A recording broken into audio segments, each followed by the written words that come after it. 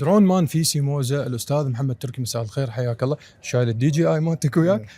مشاكل اللي واجهتها، الصعوبات، كوادر العمل، حرفيه الكادر. اول شيء اهلا وسهلا بكم، وطبعا كل الشكر والتقدير جايتكم هنا على عيني وعلى الراس. طبعا تعرف انت هذا مشهد تمثيلي زين، نواجه به صعوبات ونواجه به تغطيات كلش كبيره زين، وان شاء الله هاي الصعوبات مشوله من عندنا. الخبره التراكميه اللي خلتك توصل لسيموزا، اعمالك، وظيفتك ممكن.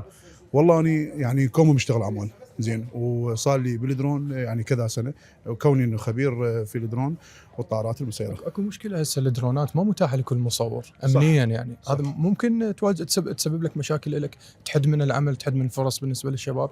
يعني خلي نفتح اكثر ممكن. اكيد احنا بالنسبه لنا لازم نشكل دورات وموافقات امنيه من قبل العمليات المشتركه، ممكن باج او شيء يعني. اكيد وزاره الداخليه بابها مفتوح للموافقات. متاح اي نعم متاح زين، وتقدر تقدم على الدورات زين، والصيانه ان يصير بها خبير طائرات من داخل الداخليه. من الداخليه نعم. شنو تقول للشباب الجدد اللي يريد يحترف الدرون؟